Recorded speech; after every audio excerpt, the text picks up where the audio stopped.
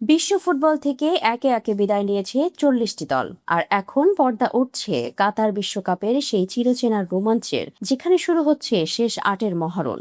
আজ রাত ঠিক 2টায় কোয়ার্টার ফাইনালের প্রথম ম্যাচে মুখোমুখি হচ্ছে বিশ্ব ফুটবলের দুই পরাশক্তি ফ্রান্স এবং মরক্কো। গেল বিশ্বকাপের সেমিফাইনালে এই মরক্কোকে 2-0 ব্যবধানে হারিয়েই ফাইনালে উঠেছিল ফরাসিরা। এবার কোয়ার্টার ফাইনালের মঞ্চে মরক্কোর সামনে সুযোগ এসেছে ফরাসিদের হারিয়ে সেই হারের প্রতিশোধ নেওয়ার। তবে প্রতিযোগিতামূলক কোনো আসরে ফ্রান্সকে কখনোই হারাতে পারেনি আফ্রিকান দলটি।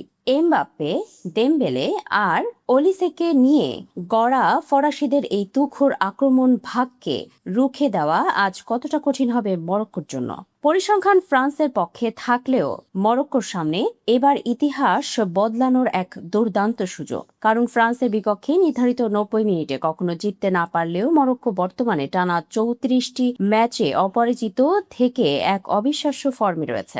ফ্রান্সের হেড কোচ দিদিয়ের দেশমো প্রতিপক্ষকে সমীহ করে বলেছেন 4 বছর আগের চেয়ে এবারের মরক্কো অনেক বেশি শক্তিশালী। তারা দুর্ঘটনাবশত শেষ 4-এ আসেনি, তবে এই দ্বৈরথ কোচ দেশমের জন্য আরও একটি কারণে বিশেষ।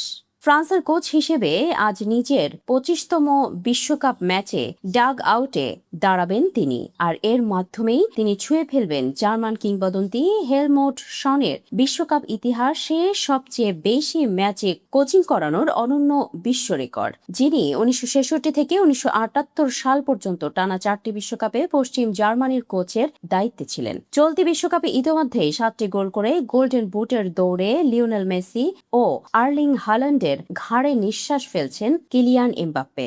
মরক্কোর বিপক্ষে উইনিং কম্বিনেশন ভাঙতে না চাইলেও চোটের কারণে আজ চুয়ামেনির জায়গায় কোনেকে দেখা যেতে পারে ফরাসি একাদশে।